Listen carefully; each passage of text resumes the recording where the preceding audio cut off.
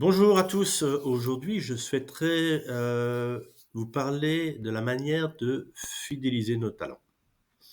Alors fidéliser les talents pour moi c'est anticiper plutôt que réagir.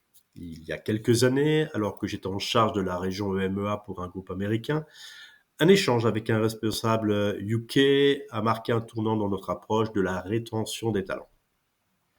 Il m'expliquait son inquiétude. Plusieurs de ses collaborateurs clés étaient régulièrement approchés par la concurrence.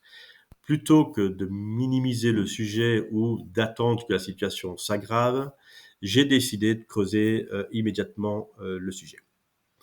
Je me suis rapidement attelé à une analyse approfondie, croisant plusieurs données, le comparatio, donc la rémunération versus marché, médian, pour les différents pays, le profil, du talent, son niveau de performance au sein de l'organisation, son niveau de risque, de départ et surtout l'impact potentiel de ce départ sur l'organisation. Mais je ne voulais pas me limiter à une réponse purement financière, l'enjeu était plutôt plus large.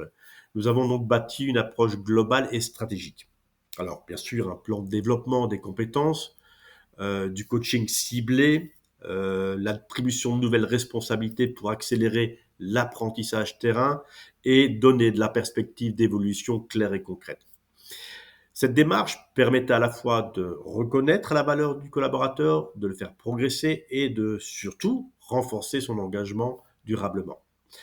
Le manager a accueilli la proposition avec enthousiasme. Une fois validé par la direction US, le programme a été lancé et le succès fut au rendez-vous. Zéro départ, une motivation renforcée et une dynamique positive dans l'équipe.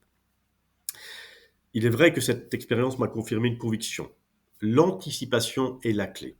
Reconnaître les talents à temps, leur parler avant qu'ils ne doutent, leur offrir un projet plutôt qu'une simple augmentation. Ne rien faire, c'est subir. Réagir à chaud, c'est souvent trop tard. Fidéliser, c'est d'abord écouter, comprendre et construire un chemin partagé. Et vous, avez-vous mis en place ce type de stratégie proactive dans vos équipes? Je serais ravi d'échanger avec vous sur vos pratiques.